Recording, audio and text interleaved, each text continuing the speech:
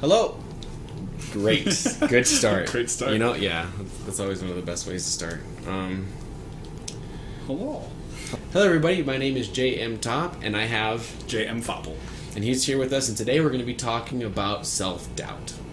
So self-doubt is something that most artists go through now. As a writer, I'm sure it affects me differently than it does you as a musician. Yeah. What would you think about that? I absolutely say that's valid. We both go through different processes and stuff, and I mean, the way we start things, the way we go through things, and the finished product is absolutely.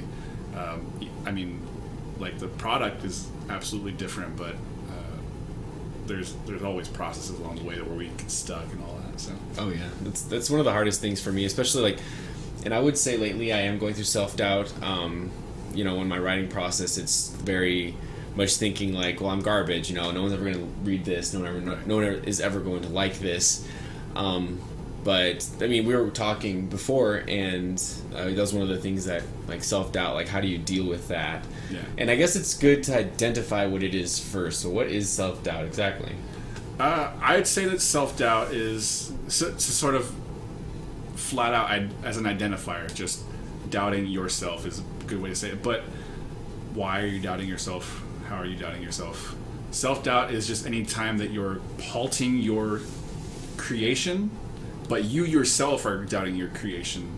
You know, like, and the reason is your own. Like, that would be, like, there's not anything actually stopping you other than yourself. Yeah. I guess that's a very vague way of defining it, but I mean, it could be. One way that I can apply this to my experience of self-doubt is looking at other artists and saying, wow, this person has so many novels out, or this person's writing is spectacular. I'm garbage because I can't write like this person. I go through this a lot, especially because, you know, as a writer, reading is very, very important. And so I'm constantly, well, the idea is you want to read people that are better than you, so that's how you can improve your craft. Yeah. But the other side of that is realizing that you have a long way to go. Yeah. So that's kind of the way I experience self-doubt. And not only that, also saying to myself, well, if I can just publish another book, then I'll be closer to becoming a real author. Or if I write 2,000 words a day, which is quite a lot, you know, then I can consider myself a true author. But if I don't do that, I'm not, or I can't consider myself that. So those are sometimes these attitudes that I have. Does that make sense? Yeah, that's really interesting. Like, I don't think I've ever experienced. How do I want to say this? So in music, or at least in certain, I've heard of people setting progress-driven goals and not necessarily. So, like you said, like one of the things that you strive for or did strive for, or one of the things that, like, it's put in your head is, like, if I can write 2,000 words a day, then that makes me a successful writer, like that kind of thing. Like, setting like a definite, like, tangible goal, tangible result, and, like, that defines success, or, like, that's a definite milestone. And that's really interesting. I don't think that I've ever, like, heard, at least when it comes to, like, the arts, like, in a creation sense, that, like, that's a measure of success, that, like, that's what makes you successful. So that's really, it's really interesting that you said that, like, that, because I've seen that applied to a lot of other things. Like, you know, you think about, like, athletics, you think about physical sports. When you can do a certain thing, like, you can say, like, this makes you successful, or, like, this. Yeah. When you get first place, right, that's a measure of success. Well, I would say that's just a small point to say, like, for example, the next step to that would be if I just write a book or publish it, then I'll be a successful author. So that's, I guess, a couple steps before that point. But I mean, as an artist, and I'm sure you can agree, we're very much critical of our work, and very much self-deprecating, very much like slaving our own selves to this craft. And when it doesn't come out the way we expect, sometimes it's just very easy to bash our own selves and be like, wow, this is garbage because I didn't do X thing. And I think one of the things that the reason I took an interest in that is because not that I have an opinion of being right or wrong, but I have a definite opinion of it being different from the first measure of success. You said, like, you were talking about like, my stuff is garbage, like, I'll never be as good as this person. Those are absolutely different measures of success. Like this, like one is very vague, one is very subjective relative to one person's point of view or said person's point of view, and the other one is very tangibly driven. So like being as good as someone is very subjective, as opposed to like 2,000 words a day is very tangible. You know, it's like you can measure that. It's very measurable. That's the word. It's like measurable success, and those are very different ends of the spectrum. Like, well, the reason I specifically, and if you're a writer, you'll understand exactly what I'm talking about. But 2,000 words is a very hard goal to reach a day. Okay. You have to be, I mean, that's basically like 2 or 3 hours just straight writing. Yeah. And this is not including, like, if you get, writer's block or something like that. This is, you're inspired, you got 3 hours, you write 2,000 words. Sure. If you're a writer, I don't recommend that you do that. Because you're going to fail more often than not. And that's what I'm saying, that's the attitude that comes because you don't reach that goal so much. That causes a self-doubt. That makes sense, yeah. If you're wondering what your word count should be, I would say at least 1,000. Okay, at least 800. But honestly, if you write anything at all, that's progress. Because even if it's bad progress, it's still better than no progress. Yeah. I think it's just, you gotta, that's the thing, is managing yourself wisely and saying, okay, well, I know I can't get 2,000 words every single day. What can I do every single day? Yeah, and I think... so one of the things that we're talking about when it comes to self-doubt, a word that's coming up a lot is success. So I think success has a definite measure, or has a definite hand in self-doubt. Like we doubt ourselves because we're not attaining a measure of success, not any particular one, but a measure of success that maybe we set on ourselves or that we see in something else. So maybe we should visit that a little bit. So. By the way, we haven't planned this out at all. We talked about talking about this, right? And that's it. And so far, it's going pretty good. I mean, we're hitting things that I didn't think we were going to talk about. Yeah. So when we're talking about success, you've already gone over a few of them, but almost as examples. What would you say is a measure? How would you say? Would you say, let's make this a really simple question. Would you say it's important that before any creation starts, that we have a personal definition of success? Yes, I think because at this point we would attribute success to the end goal. Right. For example, and this is, correct me if I'm wrong, but for you, your end goal would be an album. Yeah. Or I don't know how it works, an album deal. Is that how it works? I'm thinking about it in book terms, right? Sure. But like, I don't know. Would you, like, even putting something on Spotify, is that a measure of success for you? I think, well, it is, because at that point when something's on Spotify, it means you have a finished product. It means you have something, you know. And like, I think that's important because it's the relativity of it all. Having one song on Spotify could still be a failure, or like maybe like not as much of a success, because like, well, I did this, but it's not a whole album. Like I still haven't finished all of this, you know. So like, that's very interesting. Yeah, because the way I see it, I've written one book. Right. It's the same exact thing, but it's just one. Yeah. And a lot of people, I mean, not many people do one book, right? Yeah. But even fewer do more than that. Right. So for me, one measure of success would be once the trilogy is finished, that's the measure of success. Not one book, but 3.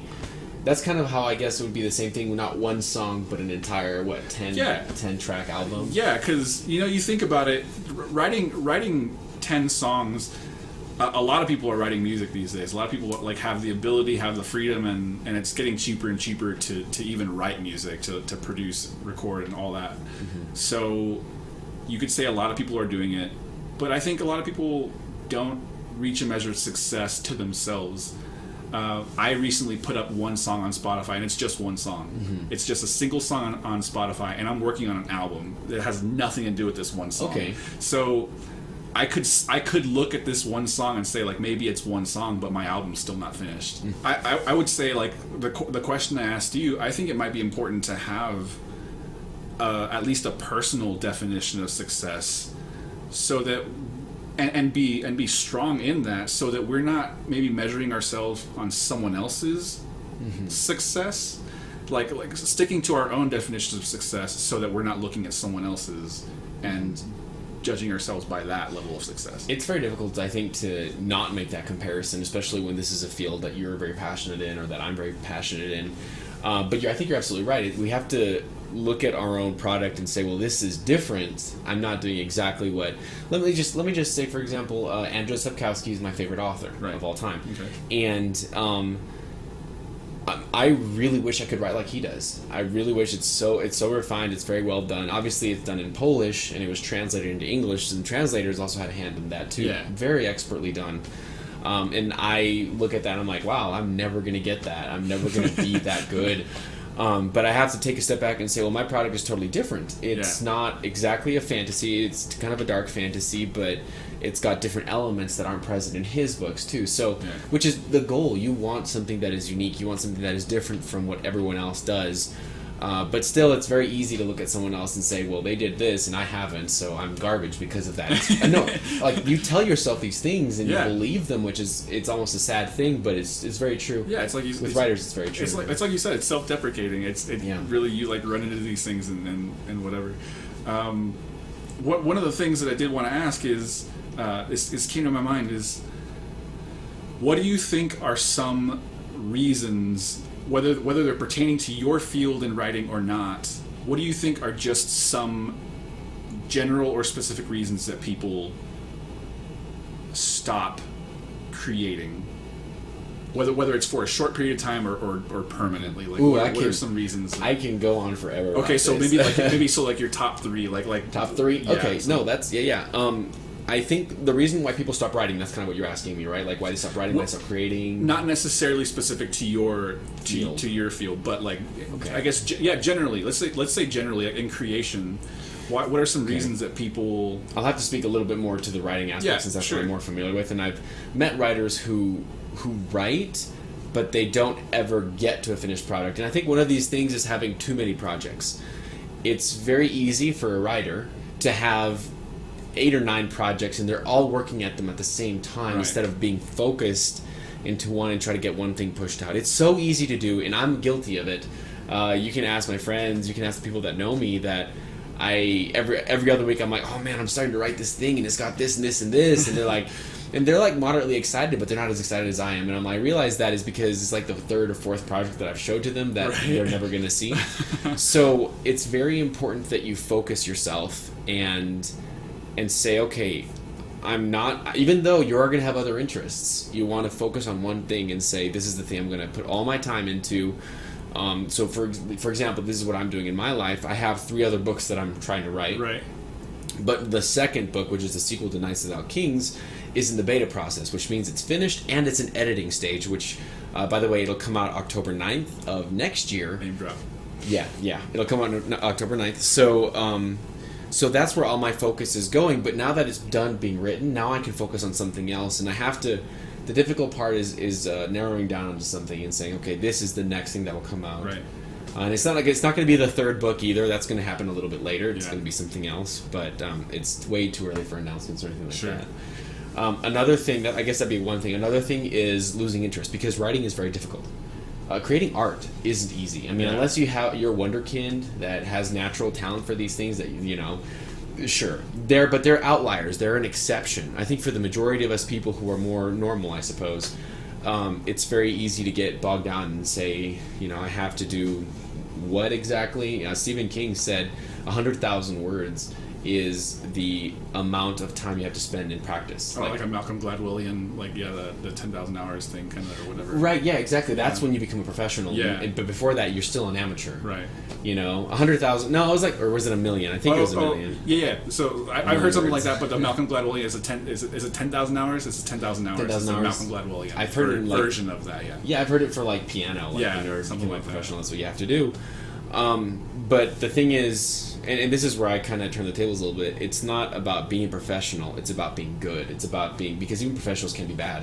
Yeah. It's about having an audience that cares for your product and is willing to share that, I think, is more important than the time that you have spent. Because even though the time that you have spent is important, let's not throw that under the bus. But it's also important to have a passion. It's important to have a drive. If you're lacking those things, and I would say that's my 3rd reason, is that people realize they don't have a passion for this, so they give up. That was so. I was piggybacking on that before I let you finish on that.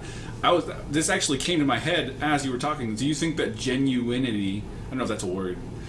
Do you think that authenticity has anything to do with that? Because I started thinking about maybe people on some level are censoring themselves in their craft, and they're I guess this is something I could touch on later, but I'm actually almost thinking that they'd be afraid of unhinging themselves.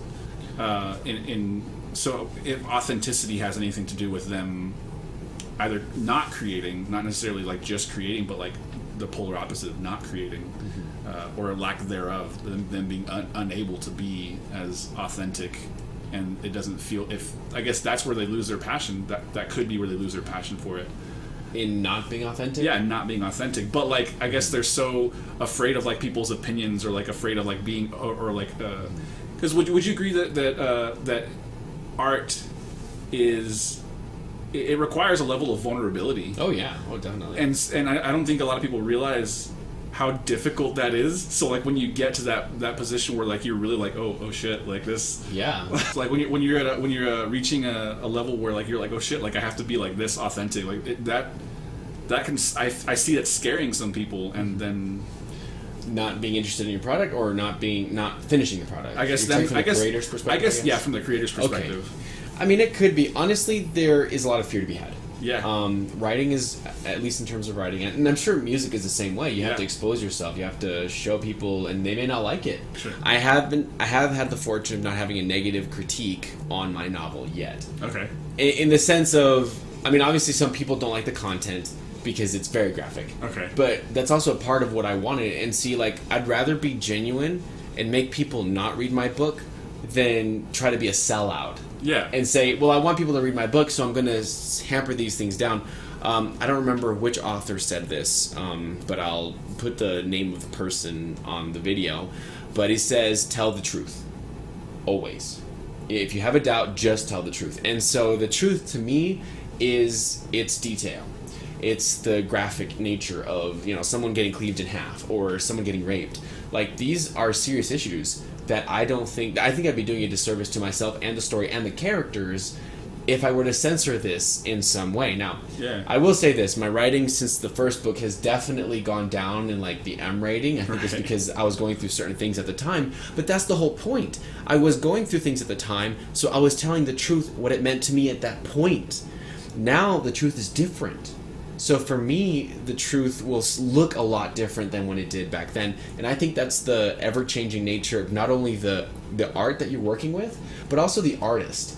Because you see the artist transform as you read their works. I mean, that's just mind-blowing, don't you think? Yeah, I think that's really interesting. Like, it almost puts a question as to like if an artist that you like, you enjoy, were facing any other different set of circumstances, then what would their work look like in this? Yeah, that's a very interesting question to ask. So it's sort of the most obvious example I can think of is like an artist cover. There are some really interesting reimaginings, but they didn't write the song. So like it's like what would this song actually sound like had the thought for this song like birthed in this person's head, and not just like already had the format and stuff. So I'd argue it would definitely change it. Oh yeah, I think there's no way that it could be the same, even any set of circumstances. Right. If I were to rewrite my first book, I think it would be very different too than what it ended up becoming. But that's the whole thing. You got to let it go. And as an artist, you have to let some things go and say, I wish I could rewrite it. No. It's there for a purpose. The mistakes that you made, it's also good to recognize them and say, well, I'm a different writer. Like, I hope that 10 years from now, I'll look back on the first book that I wrote and say, this is where I have come. This is where I started, but now this is where I am, and I'm in a better place. That's the idea, anyways. I think that touched a lot on success. There's fear. I think fear. We sort of grazed fear a lot in that. So I think fear of sucking or failure. I think fear of failure is one of those things. I think it's probably the most apparent, probably. And that's totally fine. I mean, that's very natural to have a fear. It's okay if you're afraid. of failing, because it happens. But you should recognize that fear and not get absorbed by it, you know, because if you're gonna fail, you're gonna fail. That knowing that you're gonna fail ain't gonna help at all. So at least going with an attitude of you're gonna make it on some level. And that's why I believe that your goal should be clear. For example, in writing, I never recommend, if your goal is to become rich, don't go into the arts at all. Do not become a writer. Do not become a musician. A musician. Because you're going to starve. You're going to die of starvation, essentially. Like, most writers don't make a lot of money off their books. And even those that do, at one point, didn't. So, it's... my theory on writers being popular is after they're dead, or they commit suicide. And it's the same with musicians too. Yeah. Like lately, Lil Peep, man, I love Lil Peep, right? Okay. But I would never have heard of his music had he not killed himself. That's true. You know how that is just so crazy, and that's why I think that after I'm dead or after I kill myself, I'll become popular. Some dark humor for you. Yeah. Okay. So the third one is probably, we've talked a lot about the reasons for self-doubt and what gets us there, and I think one of the things that this naturally leads to, but I mean as a guide, what are some ways, or what is the way you have found effective to continue creating in the face of obstacles or an obstacle? Like, basically, like, what's the cure, what's the remedy that you found? I don't think there is a recipe. I don't think there's necessarily something that can say this is the end-all cure, but these are a few things that I can say will help. Yeah. First of all is your attitude. Saying, knowing and understanding that you're not going to become this multimillionaire based on the product that you're making, whether it be writing, whether it be music, but you are going to find people that will like it. And it's to those people that you need to cater to those fans. I've been harped on before because I call them fans, but what else would you call them, right? They're people who enjoy your work. Yeah. They like it, and they are the people who you need to have in mind when you write. Not just that. Obviously, you have to have passion for the product that you're making. For me, it's a story. I'm very passionate of the story. I'm very passionate of the characters and settings, and of the themes that I want to tell with that. So the cure, if we're going to say that, is going back to your roots, going back to what made you start this in the first place. If you go back to that place and you don't find anything there, don't do it anymore, because you're just gonna torture yourself in a field that you don't even enjoy anymore.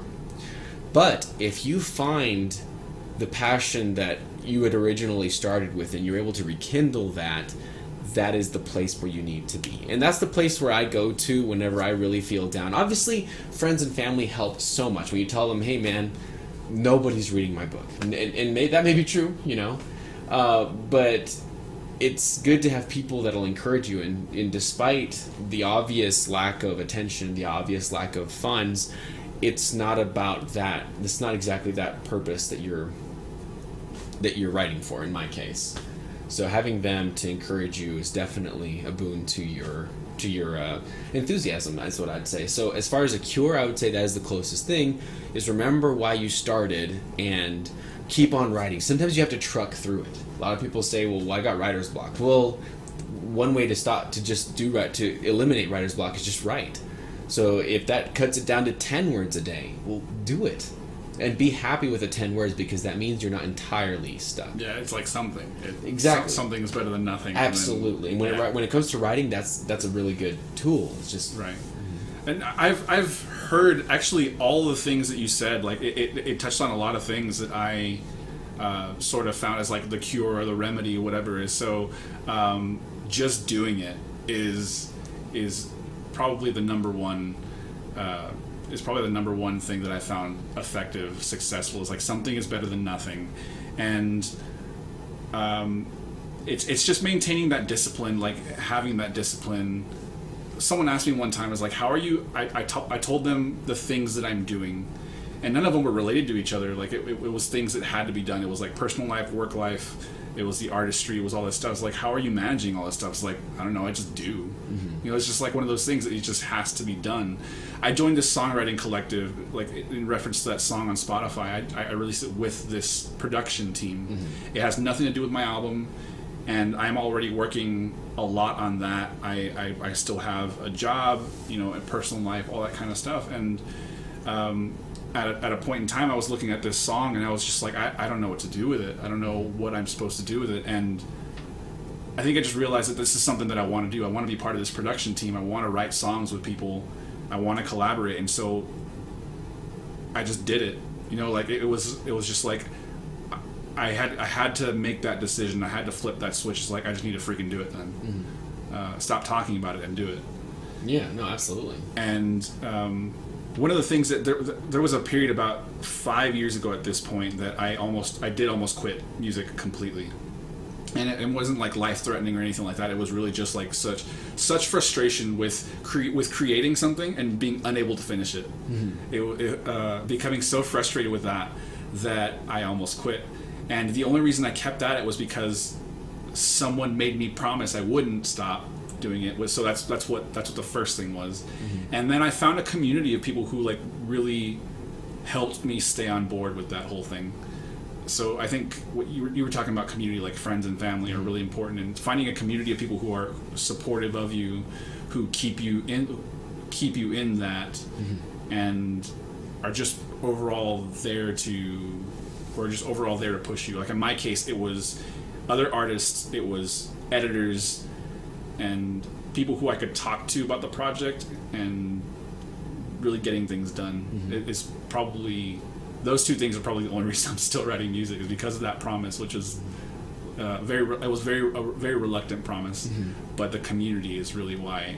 And up until this point, I've never been without a community since that point.